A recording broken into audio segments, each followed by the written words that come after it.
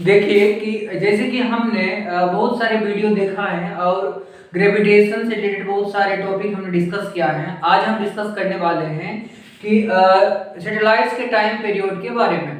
तो आज हम टॉपिक डालते हैं यहाँ पे कि टाइम पीरियड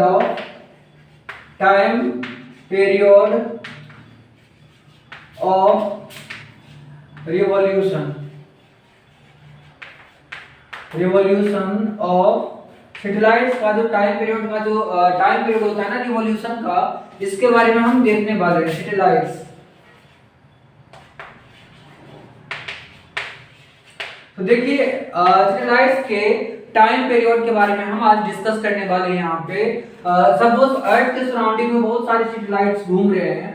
अब ये अर्थ है, हम मानते हैं इसका रेडियस क्या है, आर ई, इसका हम रेडियस लेते हैं। और मास इसका क्या है, एम ई मास होता है इसका, हम मास मानते हैं। और एक सैटेलाइट्स हैं जो इसके साथ मान लीजिए सराउंडिंग में इसे रिवॉल्यूशन कर रहे हैं, ठीक है ना। एक सैटेलाइट्स घूम रहे हैं इसके सराउंडिंग में, और ये इसके अर्थ के सरफेस से सपोज h हाइट पे, ठीक है ना, h हाइट पे यहाँ पे रिवॉल्यूशन कर रहा है। टोटल डिस्टेंस हम लेते हैं सैटेलाइट्स का, और अर्थ के सेंटर का जो डिस्टेंस है हम मानते हैं स्मॉल r, ठीक है ना। और ये h हाइट पे ये रिवॉल्यूशन कर रहा है अर्थ के सराउंडिंग में। बहुत सारे सैटेलाइट्स होते हैं जो डिफरेंट प्लैनेट्स के अलग अलग होते हैं। तो हम आज बात करने वाले हैं इसके टाइम पीरियड क्या होता है। तो टी इक्वल टाइम पीरियड जो होता है, सबसे पहले हम जानते हैं टाइम पीरियड क्या होता है सैटेलाइट्स का।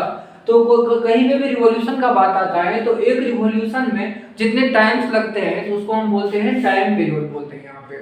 तो इसके एक रिवॉल्यूशन में कितने टाइम लगेंगे, इस टाइम को निकालने के लिए हम total distance by total speed से डिवाइड करते हैं यहाँ पे टोटल डिस्टेंस बाय स्पीड। तो डिस्टेंस क्या हो जाएगा, देखिए यहाँ पे ये सब सैटेलाइट्स हैं और ये ऑर्बिट में जब घूम रहे हैं तो कुछ ना कुछ उसका स्पीड होगा।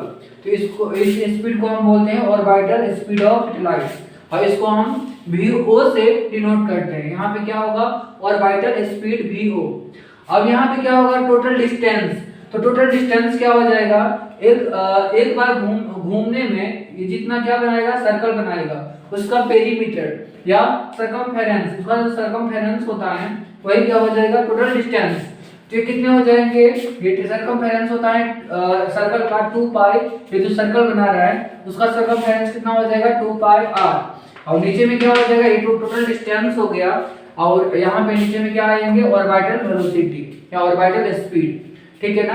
ये यहाँ पे चेंज हो रहा है, ये कांस्टेंट स्पीड हो सकता है बट कांस्टेंट वेलोसिटी यहाँ पे ये नहीं हो सकता है। तो यहाँ पे भी ऑर्बिटल डालेंगे, ठीक है ना। अब हम देखिए क्या होता है कि r जो है यहाँ पे re प्लस h है। r क्या है, r equal to re plus h, total distance earth के सेंटर से। और v ऑर्बिटल स्पीड जो होता है, सपोज ये स्मॉल r डिस्टेंस पे ये रिवॉल्यूशन कर रहा है, तो यहाँ पे v ऑर्बिटल स्पीड जो होंगे इसका ये हो जाएगा अंडर रूट, हम पढ़े हैं यहाँ पे, वहाँ पे ऑर्बिटल स्पीड आप देख सकते हैं। तो वहाँ पे g ये होता है me, और नीचे में क्या आता है, नीचे में आता है re, ठीक है ना, gme बाय r। तो ये क्या होता है, ऑर्बिटल स्पीड। और ये ऑर्बिटल स्पीड कब होता है, जब ये नियर बाय सैटेलाइट होता है तब हम re लेते हैं, तब h हाइट को हम कंसीडर वहाँ पे नहीं करते हैं। बट यदि कुछ हाइट्स में सैटेलाइट्स घूम रहे हैं तो यहाँ पे हम लेते हैं, ये लेते हैं re प्लस h, क्या लेते हैं, total distance re plus h या स्मॉल r। तो ये क्या हो जाएगा, ये ऑर्बिटल स्पीड ऑफ सैटेलाइट हो जाएगा। अब देखिए टाइम पे यहाँ पे हम ये वैल्यू पुट करते हैं, तो t क्या हो जाएगा, 2 पाई, और यहाँ पे स्मॉल r क्या है, वहाँ पे हम लिखे हैं re plus total distance h height है इसका, और नीचे में क्या हो जाएंगे, ये आप पुट कर दीजिए कि ऑर्बिटल स्पीड की जगह पे यहाँ पे under root g m mass of earth, नीचे में क्या हो जाएगा, re रेडियस ऑफ अर्थ, इतना रखिए। तो आगे देखिए यहाँ पे हम इसको मिटाते हैं, आपने शायद नोट कर लिया होगा इनको। तो देखिए यहाँ पे आगे हम क्या करेंगे, यहाँ पे कि टाइम पीरियड निकालेंगे, ठीक है ना, टाइम पीरियड निकालेंगे। यहाँ पे हम लिए हैं, यहाँ पे लिए हम re प्लस h, ठीक है ना, यहाँ पे हमने re प्लस h कंसीडर किया है ये वाला। हम ये वाला यहाँ पे हमने पुट कर दिया। अब आगे हम देखेंगे टाइम पीरियड ऑफ रिवॉल्यूशन जो होगा, ठीक है ना, 2 पाई are E plus H, 2 pi are E plus H. और इसको हम नीचे में थोड़ा चेंज करके इसको लिखते हैं, नीचे में हम इसको लिख सकते हैं under root G M E, ठीक है ना। इसका रूट हमने ऊपर, ये नीचे में भी रूट है, इसमें भी, और स्क्वायर रूट इन दोनों में भी है, बट इसको हमने रूट में लिखा है और इसको स्क्वायर रूट को हम 1/2 में चेंज करते हैं। तो हम स्क्वायर रूट को यहाँ पे ऐसे लिख सकते हैं ना, आर ई प्लस एच को हम ऐसे लिख सकते हैं 1/2 हाफ, इसका पावर में हम लिख सकते हैं। नीचे वाले को स्क्वायर रूट है, इसको स्क्वायर रूट हमने हटाया, पावर में 1/2 हमने लिख दिया यहाँ पे। अब क्या होगा, ये ऊपर जाएगा, ये क्या होगा, ऊपर जाएगा, और इसका ऑलरेडी 1 पावर है, 1 + 1/2 हो जाएंगे इसमें। तो टाइम पीरियड क्या हो जाएगा, इक्वल टू 2 पाई, ठीक है ना, ये वाला। अब यहाँ पे 2 पाई, और यहाँ पे आर ई प्लस एच का पावर कितना हो जाएगा, 1 + 1/2, ठीक है ना। ये पावर मैंने ऊपर लेके चला गया। अब नीचे में क्या है, यहाँ पे ये वाला आप लिखिए under root G M E, ठीक है ना, आपको यहाँ पे ये लिखना है। अब आगे इस स्टेप हम और लिखते हैं टाइम पीरियड इक्वल टू, देखिए यहाँ पे क्या हो जाएगा 2 पाई, और यहाँ पे क्या हो जाएंगे आर ई प्लस एच का power, are E plus H का पावर कितना हो जाएगा 3/2। यहाँ पे 1 + 1/2 कितना हो गया 3/2। और नीचे में क्या है G M E, under root G M E, यहाँ पे अंडर रूट एक बार जी एम ई लिख लेते हैं, ठीक है ना। हमने ये देखा, तो आपने शायद नोट कर लिया होगा। तो देखिए हम ये रफ करते हैं इधर वाले, तो और आगे हम देखते हैं इसको हम कहाँ तक ले जाएंगे।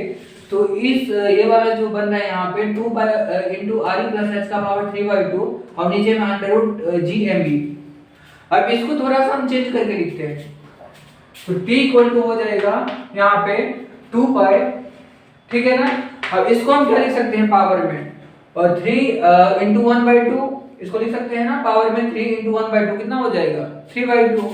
तो यहाँ पे हम लिख देते हैं आपको समझाने के लिए आर ई प्लस एच का पावर 3, और इसका पावर इंटू 1/, ये उसका टी है 1/2। इसको हम लिख सकते हैं ना 3/2, ये हो जाएगा ना, पावर में 3 * 1/2 कितना हो जाएगा 3/2 हो जाएगा, इसके बदले में लिखते हैं। और नीचे में क्या है, यहाँ पे नीचे में है जी एम ई, तो under root G M E, ठीक है ना। अब आगे और स्टेप लिखेंगे यहाँ पे, ये मैं एक बार लिख सकता था, बट ये समझाने के लिए मैंने ऐसा किया, नहीं तो मैं डायरेक्ट इसको लिख सकता था इसे।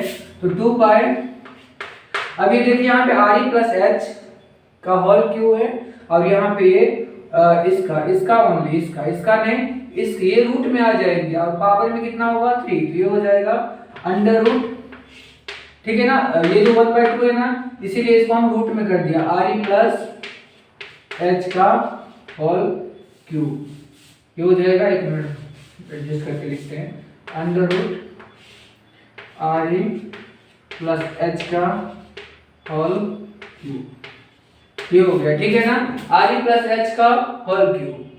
इतना तो आपको समझ में आया होगा। नीचे में देखिए जी एम ई हमने जो लिखा है, जी एम ई क्या होता है, देखिए जी इंटू एम ई जो होता है, ये क्या होता है जी आर ई स्क्वायर। कैसे आता है ये अर्थ का station due to gravity equal to G M E by R E square.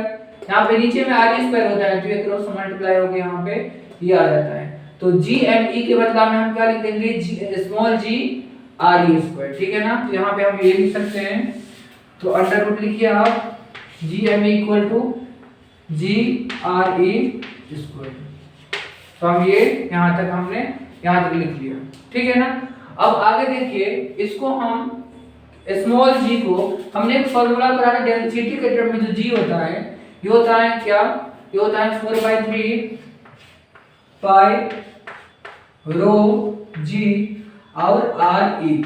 अब देखिए यहाँ पे ये कैसे आता है, G M E by R E square से ही आता है। बट वहां पे क्या करना पड़ता है आपको, मास को वॉल्यूम ऑफ डेंसिटी के टर्म में लिखना पड़ता है। हम ये रोज लिए ना, ये डेंसिटी ऑफ अर्थ है और यहाँ पे ये universal gravitational constant, radius of earth, अब इस तरह से होता है, ठीक है ना। अब इसको आप कहाँ में पुट करेंगे, जी के बदले में पुट करेंगे। हम ये लिख दिए, इसको आप नोट कर लिया होगा, इसको हम रफ करते हैं, ठीक है ना। देखिए आगे हम क्या लिखते हैं, तो आगे हम लिखेंगे यहाँ पे time period equal to T equal to, अब देखिए 2 पाई, ठीक है ना, और ये under root R E plus H का क्या है यहाँ पे होल क्यूब, और नीचे में क्या है यहाँ पे क्यूब के अंदर में ही है, नीचे में क्या है यहाँ पे जी के बदला में हम लिख देते हैं अंडर रूट में एक बार यहाँ पे 4/3 पाई रो जी आर ई। देखिए यहाँ पे हमने क्या लिखा है, स्मॉल जी के बदले में हमने इस पूरे को पुट किया, 4/3 पाई रो जी आर ई हो गया, बट ये आर ई स्क्वायर यहाँ पे बचा हुआ है इनटू आर ई स्क्वायर, ये हो गया, ठीक है ना। अब क्या होगा यहाँ पे, हम मानते हैं इस इक्वेशन को हम एक बार और लिखते हैं, हम मानते हैं आर ई प्लस है, यदि मान लीजिए नियर बाय सैटेलाइट है, ठीक है ना, सैटेलाइट यदि मान लीजिए अर्थ के सरफेस से थोड़ा ही ऊंचाई पे ये रिवॉल्यूशन कर रहा है, ज्यादा ऊंचाई पे नहीं है, तो वहां पे आर ई यहाँ पे हम लिख सकते हैं कि एच क्या होता है, स्मॉलर देन, जब यदि आर ई होता है तो यहाँ पे आर ई प्लस एच क्या होता है लगभग में, यहाँ पे हम आर ई मानते हैं। तो हमने डिस्कस किया था ऑलरेडी, देखिए टाइम पीरियड में हो जाएगा यहाँ पे टाइम पीरियड और 2 पाई, ठीक है ना। अब इसके बदले में आप क्या लिख देंगे, इसके बदले में आप लिख सकते हैं कि आर ई का होल क्यूब, यहाँ पे क्या हो जाएगा अंडर रूट में आर ई का डायरेक्ट होल क्यूब लिख देते हैं, आर ई का क्यूब, ठीक है ना, ये हो जाएंगे। अब नीचे में क्या हो जाएंगे बोलिए, नीचे में हो जाएंगे यहाँ पे क्या है, तो 4, ये जो 4 है ना ये बाहर चला जाएगा, ठीक है ना, ये 4 बाहर चला जाएगा, √3 ऊपर चला जाएगा, तो यहाँ पे √3 से मल्टीप्लाई हो जाएगी, ये √3 हमने ऊपर कर लिया और 4 को हमने बाहर 2 कर लिया, ठीक है ना। रूट के अंदर में क्या है बचा हुआ, पाई है, रो है, जी है, आर ई क्यूब है, पाई rho G R E cube. अब देखिए रूट में आर ई क्यूब और रूट में आर ई क्यूब, यहाँ पे रूट स्क्वायर रूट में आर ई क्यूब और यहाँ पे स्क्वायर रूट में आर ई क्यूब। देखिए मैं एक बार और इसको लिख लेता हूँ सिंपलीफाई करके, जिससे आपको अच्छे समझ में आएंगे। यहाँ पे देखिए एक बार मैं लिखता हूँ, देखिए 2 कैंसिल हो जाएगा, इतना तो आपको समझ में आ गया होगा। तो t इक्वल टू क्या हो जाएगा, यहाँ पे लिखते हैं पाई को हम क्या करते हैं इसके अंदर लाते हैं, इसके अंदर लाते हैं, इसको हम ऐसे लिख सकते हैं, ठीक है ना, पाई स्क्वायर, पाई को हमने रूट के अंदर लाया तो हमने पाई स्क्वायर कर दिया। अब ये आर ई क्यूब लिख सकते हैं ना इसको हम ऐसे, और यहाँ पे क्या है 3 है ना, √3 को हमने इसमें ऐड कर लिया इस रूट में। अब नीचे में हम क्या लिख सकते हैं इसको, पाई रो जी आर क्यूब, तो pi rho G R cube, R E cube, ठीक है ना। अब आर ई क्यूब कैंसिल हो गया, बच क्या गया यहाँ पे पाई, ये पाई कैंसिल हो गया, एक पाई से ये पाई कैंसिल हो गया, ठीक है ना, 2 पाई एक पाई बच गया यहाँ पे, तो 3 पाई। और नीचे में क्या बचा 0, तो यहाँ पे टाइम पीरियड जो हो जाता है वो नियर बाय सैटेलाइट के लिए जो हो जाता है रिवॉल्यूशन का 3 पाई बाय g0। यहाँ पे टाइम पीरियड कितना होगा 3 पाई बाय 0, ठीक है ना। ये जो फॉर्मूला है टाइम पीरियड का आ जाता है, ठीक है ना। ये क्या होता है 3 पाई कांस्टेंट में, यहाँ पे g क्या है, यहाँ पे यूनिवर्सल ग्रेविटेशनल कांस्टेंट, रो क्या है डेंसिटी, तो डेंसिटी ऑफ अर्थ पे डिपेंडेंट करता है टाइम पीरियड ऑफ रिवॉल्यूशन, ठीक है ना।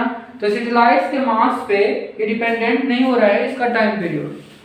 तो हमने ये सीखा टाइम पीरियड ऑफ रिवॉल्यूशन क्या होता है और किस तरह से हम कैलकुलेट करते हैं कि ये फॉर्मूला कैसे आता है 3 पाई बाय 0। तो आगे हम और भी देखेंगे, इसलिए इस टॉपिक से रिलेटेड जो भी होगा हम देखेंगे। तो यदि आप ये वीडियो थोड़ा सा भी इंफॉर्मेटिव हो आपके लिए तो थोड़ा इसको आप लाइक कर दीजिए। Thank you.